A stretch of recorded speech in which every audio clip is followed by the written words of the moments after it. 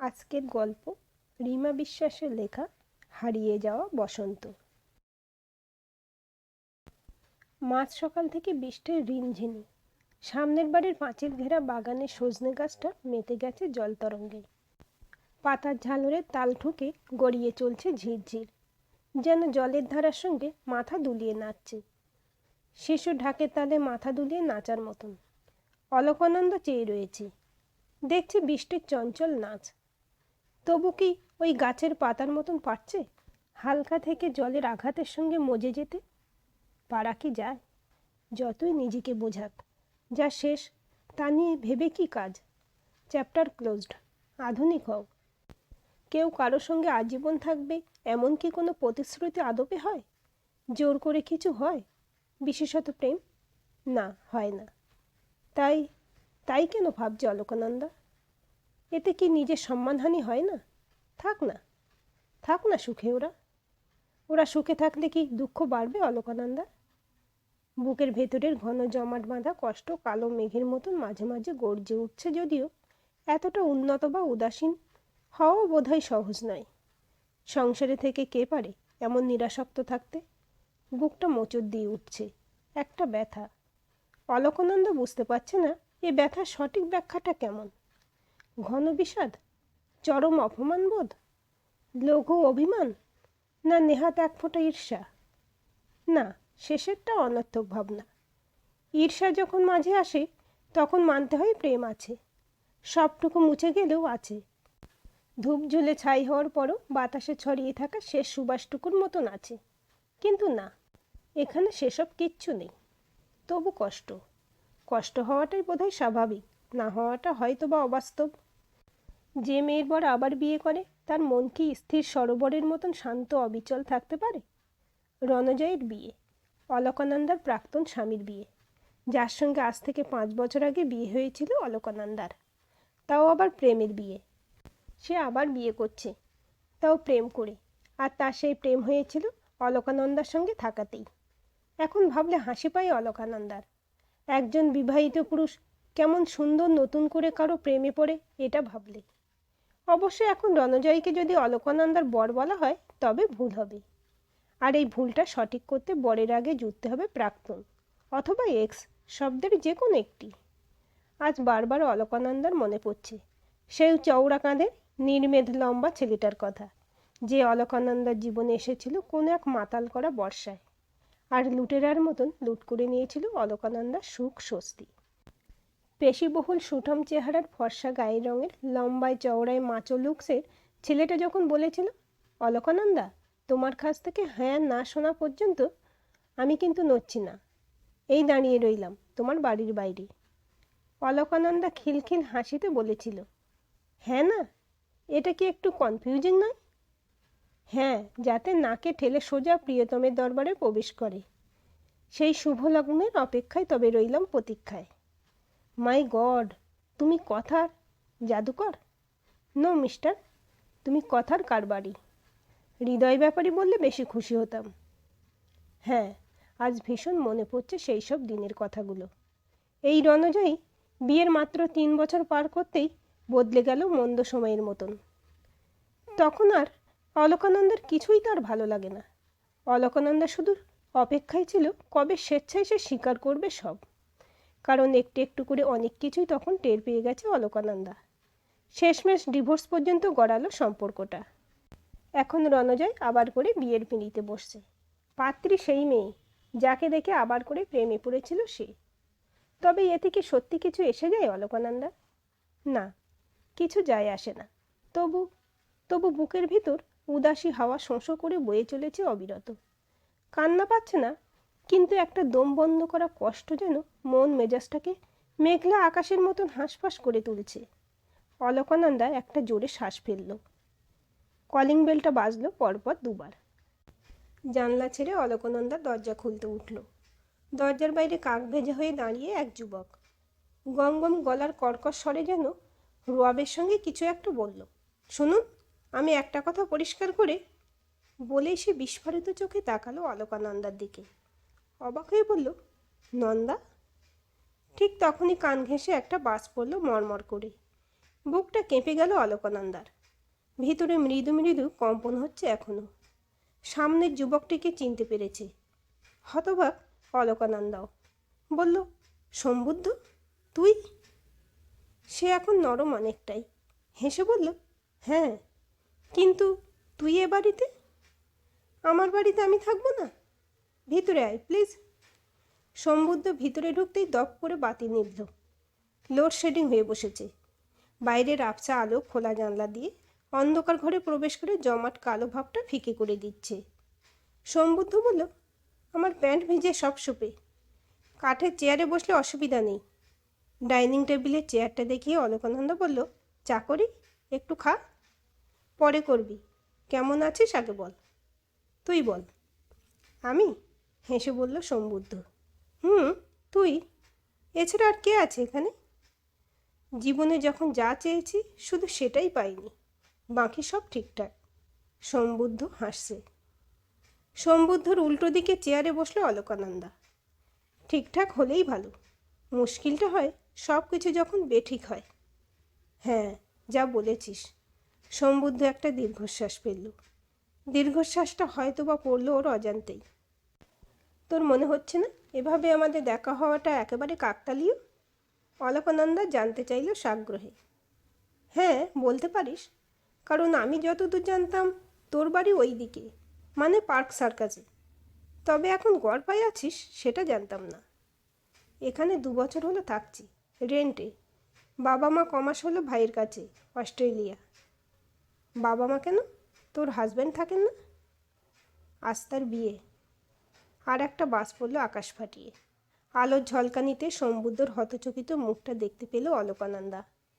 দীর্ঘশ্বাস ফেলে অলকানন্দা বলল, চা করি? সম্বুদ্ধ কোনো উত্তর দিল না। 2 কাপ ধোঁয়া ওঠা রটি নিয়ে বসেছে অলকানন্দা। চায়ের কাপে ফুঁ দিয়ে ছোট চুমুক দিয়ে বলল, তুই বিয়ে করেছিস? না। সম্বুদ্ধ একটা দীর্ঘশ্বাস ফেলল। হাসল মুচকে। কেন? তুই তো করেছিলি। কি লাভ হলো? এবার হেসে ফেলল অলকানন্দা। সবার কি এক পরিণতি হয়? সম্বুদ্ধ আর কথা বলল না। চা খাচ্ছে নীরবে। নীরবে অবশ্য নেই অলকানন্দার অশান্ত মন। একটু আগে রণজয়ের বিয়ের কারণে যে তাণ্ডব নৃত্য করছিল, সে এখন ছুটছে এক অষ্টাদশীর হাত ধরে। কলেজ চত্বরে একজোড়া চোখ বারবার ঘুরে ফিরে এসে থামছে অলকানন্দার উপর। বোকা বোকা চেহারার ভীতু ভীতু একটা ছেলে। অলকানন্দা মুখে হাত দিয়ে হি হি করে হেসে চলে যাচ্ছে। লগ্নার লহরি গলা তুলে বলছে, ইয়ে তো গ্যা। কেমিস্ট্রি ল্যাবের টাইট্রেশনে মন দিয়েছে অলকানন্দা। চোখ পড়েছে ওই বোকা ছেলেটার দিকে। সে কিন্তু তাকিয়ে আছে ভ্যাবলাকান্ত হয়ে।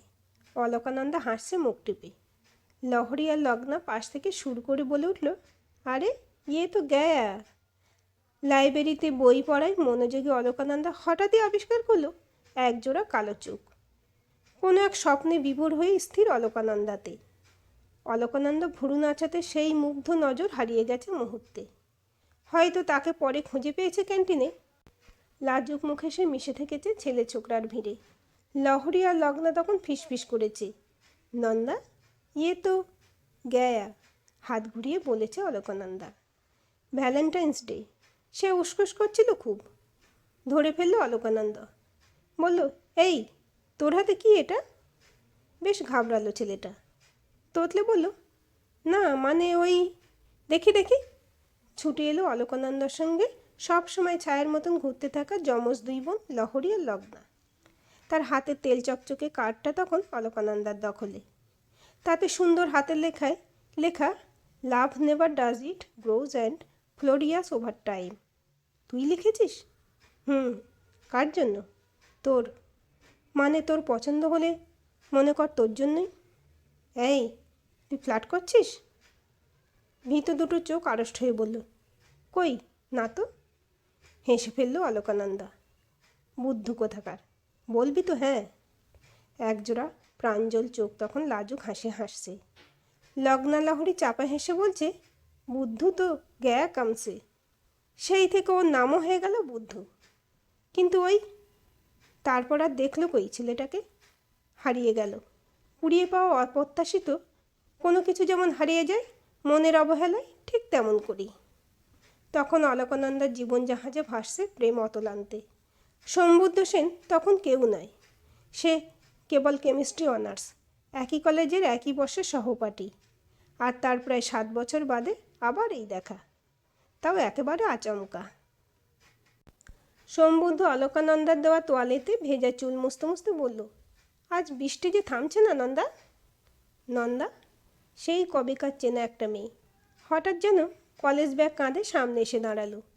অলকানন্দা বলল, তোর এখনও কলেজের নামটা মনে আছে? আমরা তো সবাই নাম শর্ট করে ডাকতাম, যেমন আমায় ডাকতিস বুদ্ধু। অলকানন্দা হাসল। সেই সবচাইতে চালাক বের হলো। কীরকম? এই যেমন বিয়ে থা করলি না। আচমকা মুখটা থমথমে দেখালো সম্বুদ্ধের। হাত থেমে গেছে ভেজা চুল মোছা থেকে। গলার স্বর কাঁপল। বলল, আমি কেন এখানে এসেছিলাম জানিস? কেন? ভুরু কোঁচকালো অলকানন্দা। সত্যি এমন আশাটা একেবারে অপ্রত্যাশিত। বৃষ্টি থেকে বাঁচতে কি অচেনার দৌড় ঠেলে আশ্রয়ের আশায়? কিছুটা থেমে বলল, সত্যি এ কথাটা তো জিজ্ঞেসই করলাম না। একটু সংকোচে অলকানন্দা বলে, কেন? দীর্ঘশ্বাস ফেলে সম্বুদ্ধ কিছুক্ষণ চুপ করে থাকলো। তারপর বলল, তোকে তোকে থ্রেট করতে নন্দা। এবার খলখল করে হেসে ফেলল অলকানন্দা। কলেজের অষ্টাদশী যেন এখন। বলল, থ্রেট? আমাকে? আহা, আর কিছু পেলি না বলার, বল। আমি সত্যি তোকে থ্রেট করতে এসেছিলাম নন্দা। কাঠের চেয়ার থেকে সামনে ঝুঁকে উত্তেজিত সম্বুদ্ধ বলল। অলকানন্দা চোখের থেকে চোখ সরিয়ে নিয়ে বলল, আমি একটু আগেও জানতাম না এ বাড়িতে তুই থাকিস। এবার সত্যি অলকানন্দা চমকালো। বলল, আমাকে থ্রেট? হ্যাঁ, তোর অফিসের বিমান বক্সির একটা কেস তুই ধরেছিস। মনে হয় কোম্পানির কোনো সিক্রেট প্রজেক্ট ও মার্কেটে সেল করতে চাইছিল। অলকানন্দা বিস্ময়ে ঝুঁকলো ওর দিকে। তুই এত সব জানলে কি করে? বক্সি আমায় কন্ট্রাক্ট দেয় তোকে ভয় দেখানো, যাতে তুই চাকরি ছেড়ে দিস আর কেসটা শুভদীপ হ্যান্ডেল করে। বক্সির সঙ্গে ওর রিলেশন ভালো। বিশ্বাস কর বুদ্ধু, আমি কিছু বুঝতে পারছি না। সম্বুদ্ধ হাসল, একটা ফাঁকা হাসি, যার ভিতর বেদনা লুকিয়ে। বলল, তোদের স্টুডিয়াস জেম সম্বুদ্ধ সেন, যে নাকি ইজিলি একজন রিসার্চ স্কলার হতে পারত, বা কোনো ওষুধ কোম্পানির চিফ কেমিস্ট, কি একটা পাতি স্কুলের বিজ্ঞানের মাস্টার হতে পারত, মানে কি? এখন তুই কি করিস? আর স্কুলের মাস্টার হওয়া আজকের দিনে দাঁড়িয়ে মেরিটের বিষয় নয়, কানেকশনের জোর। কিন্তু তুই কি বলতে চাইছিস? আমি প্রথম যেদিন রাতুলদের ভাড়াটে উঠছিল না, রাতুল আমার পাড়ার ছেলে, বুড়ো বাপ আর একটা দিদি। দিদির বিয়ে হয়ে গেছে। রাতুল গোবেচারা টাইপ, ভাড়াটে একটা ফালতু লোক। ভাড়া দেয় না, আবার ওঠেও না। বাড়ি জবরদখল করার ধান্দা, মাল খেত, খিস্তি করত, মেজাজ দেখাতো খুব, নিজের বাড়ির বউকে ধরে কেলাতো। তাতে যাতে আশপাশের লোক ভয়ে থাকে, কেউ ঝামেলায় পড়তে চায় না। এদিকে রোগা প্যাটকা রাতুল ভয়ে অস্থির। আমি একদিন গিয়ে মালটাকে উদম কেলালাম। ব্যাটা কেলানি খেয়ে রাতারাতি ভোঁভা।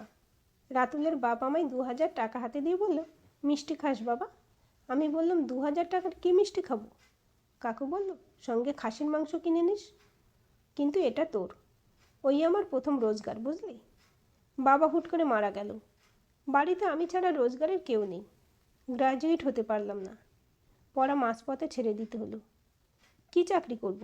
টিউশনি করে মাসের শেষে যা পাই, এ তো একদিনে পেলাম। আমায় আর কিছু করতেও হয়নি অবশ্য। একজন আমার কাছে সমস্যা নিয়ে আসতে লাগলো, আমি আমার মতন মেটাতে লাগলাম। শরীরে অফ্রন্ত শক্তি, নিজের উপর ফ্রাস্ট্রেশন, আমার পোড়া কপাল। সোসাইটির ছ্যাঁচড়ামি আর করাপশন, সব নেগেটিভ এনার্জিগুলো আমায় ওষুধের শক্তি দিল। লাত, ঘুষি, চর, এই হলো আমার অস্ত্র। এ যে অবিশ্বাস্য বুদ্ধ, তোর মতন লাজুক ছেলে এমন। আমি এখন আর বুদ্ধ নেই, এখন একজন কন্ট্রাক্ট বেসড থ্রেটার। মেয়েদেরও? সম্বুদ্ধ চোখ নামিয়ে নিল। বলল, তবে আমাকে নাম দিয়েছিল মিস এ ভৌমিক। অলকানন্দার নামটা জানলে হয়তো কি হয়তো আসতাম না। কিন্তু তুই যে আমার ভয় দেখালি না, এতে তোর লস হবে না? মাথা নামিয়ে নিল সম্বুদ্ধ। বাইরের একটা জোলো হাওয়া খোলা জানলা দিয়ে হঠাৎ ঘরে এসে হুমড়ি খেল। বৃষ্টিটা নাছোড়, ঝরে পড়ছে অবিশ্রান্ত। টেবিলে মোম স্ট্যান্ডে মোমটা নিভে যেতে অলকানন্দা দেশলাই ধরিয়ে মোমটা আবার জ্বালল। আগুন হলদে রঙের ছায়ায় প্রথমটা অস্পষ্ট, তারপর আবার স্পষ্ট হলো সামনে বসা সমবুদ্ধের অবয়ব। সেই কেমিস্ট্রি ল্যাবের চোখ দুটো আজও চেয়ে আগের মতন, সেই একই মুগ্ধতায়। কি দেখছিস? জিজ্ঞাসা করলো অলকানন্দা। সরি, আমি। কেন, কি হলো? অলকানন্দার প্রশ্নের উত্তর না দিয়ে সমবুদ্ধ চেয়ার ছেড়ে উঠে পড়ল। বাইরের বৃষ্টি এবার ঝমঝমিয়ে নামল। সামনের পানের দোকানে টিনের শেডে লাফাঝাঁপি করছে বৃষ্টির ফোঁটা। সমবুদ্ধ দরজার হাতল ধরতে অলকানন্দা বলল, কোথায় চললি? বাইরে এমন বৃষ্টি। অলকানন্দাকে থামিয়ে সমবুদ্ধ বলল, সেদিন, মানে তখন তুই মনে হয় সবে সবে প্রেমে পড়েছিলি, তাও প্রায় বছর সাতেক আগে। তোকে একটা ছেলের হাত ধরে ঘুরতে দেখেছিলাম কলেজ স্ট্রিটে। তুই লম্বা ছেলেটার চওড়া কাঁধে মাথা রেখে ঘুরছিলি। আমি সেদিন মনে মনে বলেছিলাম, যেন তুই কখনো সুখী না হোস নন্দা। কান ফাটা শব্দে আবার একটা বাজ পড়ল, খুব কাছেই কোথাও। সমবুদ্ধ বলল, তাই হলো, কিন্তু বিশ্বাস কর, আমি এরকম চাইনি। ওটা একটা ফ্রাস্ট্রেশন। আমি তোকে দুঃখী দেখতে চাইনি নন্দা। সুখী দেখতে চাস আজও? হ্যাঁ, নিশ্চয়ই। তবে ছেড়ে দে সব, আমি তোকে চাকরি দেব একটা ভদ্র পরিবেশে। এক চিলতে হাসি থেকে অষ্ট হাসিতে ফেটে পড়ল সমবুদ্ধ। তোর সেই ভদ্র পরিবেশের ভদ্রলোকই কিন্তু আমার কাছে এসেছে তোকে থ্রেট করাতে। কি তফাৎ আছে আমার সঙ্গে ওদের? মাথা নামিয়ে নিল অলকানন্দা। ওর খুব কাছে এসে সমবুদ্ধ বলল, তোর বর কি ভদ্র? তবে কি একটা বিয়ের পর আবার বিয়ে করে? আর সেই মেয়েটা ভদ্র যে সব জেনে তোর বরকে বিয়ে করে? বড় একটা নিঃশ্বাস ফেলে অলকানন্দা বলল, কথায় আছে everything fair in love and war. আমার বর প্রেমে পড়েছিল রে, আর প্রেমে পড়লে মানুষের বিচার করার ক্ষমতা চলে যায়। আমি নিজেকে বুঝিয়ে নিয়েছি, কিছু কিছু সম্পর্কে বোধহয় ঠিক ভুল হয় না। শুধু এক পাশে কষ্ট আর অন্য পাশে যৌন সুখ। বল, স্টপ ইট বুদ্ধু। কি বলছিস কি তুই? নন্দা, তুইও ভালো করে জানিস, আর আমিও, ভালোবাসা গায়ের সাবান নয় যা কয়েকটা ঘষাই ক্ষয়ে যায়। ভালোবাসা চন্দনের মতন নন্দা, যা ক্ষয়ে গেলেও তার নির্দিষ্ট সুবাস দিয়ে যায়, তার নির্দিষ্ট পরিচিতি। তোর বরের একটা নতুন টাটকা শরীরের দরকার পড়েছিল, তাই। ভালোবাসা কাকে বলে তুই আমায় জিজ্ঞে? অর্ধেক বলে যেন থমকে গেল সমবুদ্ধ। অলকানন্দা ওর চোখে চোখ রেখে চেয়ে কাঁপা গলায় বলল, থামলি যে, বল। বলার জায়গায় আমি নেই নন্দা, না সেদিন ছিলাম, না আজ। বাইরে জলো হাওয়া দাপিয়ে বেড়াচ্ছে, মোমবাতি শিখা দুলছে হাওয়ার কম্পনে। অলকানন্দার ফ্ল্যাটের দরজাটা বন্ধ, সশব্দে বন্ধ করে বেরিয়ে গেছে সমবুদ্ধ। অলকানন্দার বুকের ভিতরে ডামাডল, কেউ যেন আগল ভাঙার চেষ্টা করছে। প্রেম, প্রেম, প্রেম, সত্যি কি আছে কোনো ছকে বাঁধা নিয়ম? আবার কেন পা টলমল? ভুল করবে আরও একবার? অলকানন্দার যে বারবার ভুল করতে ইচ্ছে করছে। আজকের এই গল্পটি আপনাদের কেমন লাগলো কমেন্ট করে জানাবেন। ভালো লাগলে অবশ্যই একটা লাইক দেবেন আর চ্যানেলটি সাবস্ক্রাইব করে সাথে থাকবেন।